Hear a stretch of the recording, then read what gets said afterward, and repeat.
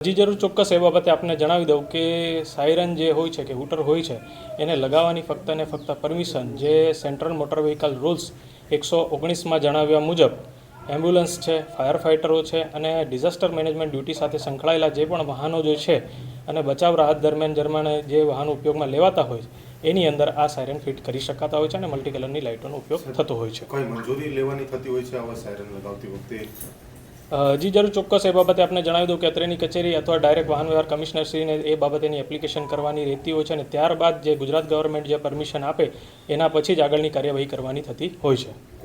કુલપતિ છે ઇમરજન્સી વાહનમાં એની કાર છે આવે કે ન આવે? મોટર વ્હીકલ રૂલ્સની અંદર જણાવ્યા મુજબ એ પ્રકારનું વાહન ઇમરજન્સી પ્રકારનું વાહન કહેવાતું નથી.